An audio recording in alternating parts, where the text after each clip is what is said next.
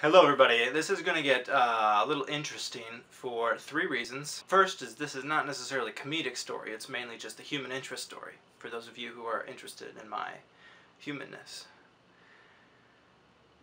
Second reason is that there is somebody with a four-wheeler outside who is running laps around their house, and the engine on this four-wheeler kind of sounds like a blender.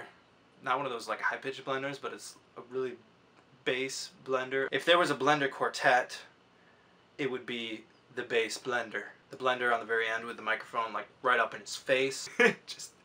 just eating the microphone. And this is definitely not a barbershop quartet. This is more of a like screamo quartet. I've never heard of a screamo quartet, but I'm actually now really interested to maybe see one. Not in concert, but just know that one exists out there somewhere. The third and final reason this is weird is because it's a dream that I recently had. That's right, dream. I don't see how you can get more weird than my subconscious. Now, usually I don't remember my dreams. I can't remember them if I have them. I'm assuming I do because that's what people say. Not the people that are doing the sleeping in the test, but the people that are monitoring those sleeping in the sleep test. Those people. Anyways, I've recently had a few interesting dreams that I've been able to recall. The dream I'm going to tell you about right now is just super interesting because I experienced something that I have, to my knowledge, never experienced before in my life, and perhaps never will again. Let me explain what I mean. So first of all, it's important to remember this fact. The context inside a dream is not the context of real life, and it is the context of real life. So by that I mean, if I'm dreaming that I'm in my house, inside the dream experience, the different rooms and walls and doorways of the house that I'm in, inside the dream, may not be identical to my house. But inside the dream, I know that it's my house. So the context is that it is my house, and I know that in the dream. But it's also not my house. Hopefully that makes sense. Because that principle definitely applies here. I was actually inside a movie. It wasn't like inside a scene in the movie. It was actually, it was kind of like this the best way I can describe it is it was a virtual reality experiment where I was showing other people what the film was like by inserting myself into the experience of the film. Now, the film in question is the Babadook. Now, the Babadook is described as a horror film. It's like drama horror.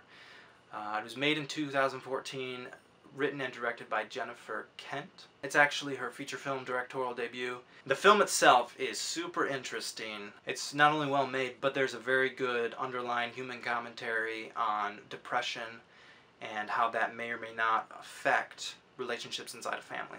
So I think it's a good film. I've only seen it once. And this was probably, I don't know for sure, it had to have been over 3 months ago. Had been over 3 months since watching this film, and I'd only seen it the one time. And the thing is, like I said, inside the dream, I was in the movie, but it was not the movie, if that makes sense. So it's just me, but I know that other people can hear me or are outside of the situation. I'm testing out this virtual reality for these other people who are monitoring what I'm saying and what I'm thinking at the same time. So I'm in a situation, but I know that there's people that are transcending the situation. Very weird. It's a stairwell. It's like inside of a house. There was a door. Stairs go down, turn 90-degree turns, and then go down to a lower door. There's one window on one of the walls. So there's not a lot of light in here, and it's really kind of dusky, dingy. I'm just kind of there on the steps. If you watched Inception, then you know that you don't know exactly how you get to where you get to in a dream. So I'm there. And I have this thought, okay, what's going to happen now is the film experience of the Babadook. So those of you who can hear me, pay attention and see what happens. And slowly this kind of darkness starts to creep along the walls, but it's not really intense. It's just a little bit of darkness. A little bit of darkness. Just a little bit of darkness. Doesn't hurt. It's just a little bit. I quickly realized that the tiny bit of darkness that is in the scene that I'm currently in is not the amount of intense depression that is supposed to be in the film, The Babadook. So I go, Yeah, so this is actually not it. I don't know who set this whole scenario up, but I'm going to go through one of the doors, which is going to reset the whole thing, and hopefully you guys will load up the real Babadook experience, okay? I go down and open up the door, which is kind of like the exit to the simulator. I open up the door, walk through. Suddenly I'm back in the stairwell, and everything's supposed to be now fully Babadook level. Okay guys, let's go. Again, darkness, but it covers the window, it covers the door behind me, which is the top door. It starts to cover the floor.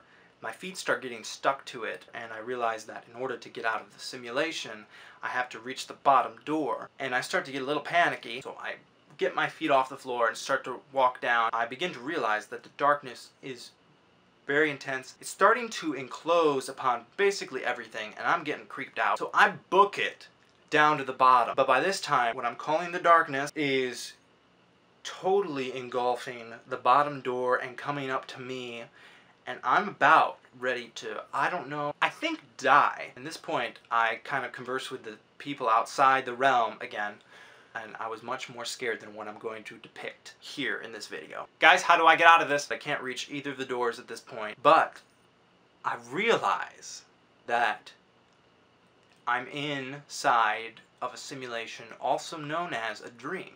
So I actually realized I was dreaming inside of the dream. This is the first time, to my knowledge, that this has ever happened to me, personally, which makes this a key moment in my historical career, the career of my humanness throughout history. So the voices outside say something like, well, if you concentrate really hard, maybe you can just wake up from the dream. And I think, this is my only option, and I think this could work. I just remember concentrating really hard, and the next thing I remember is waking up in my bed. Like, actually waking up. I kind of open up my eyes and I'm like, I'm inside my room. I woke up from the dream. Wow. That was such a real experience. It's hard to describe. It was creepy on one hand, but on the other hand, it was just plain awesome. So that's it. That's my human interest story about the Babadook dream. If watching this video was a nightmare for you, then just concentrate real hard and wake up. Or just hit stop and go on with your life. Of course, by this time, you've already chose to watch the whole video. So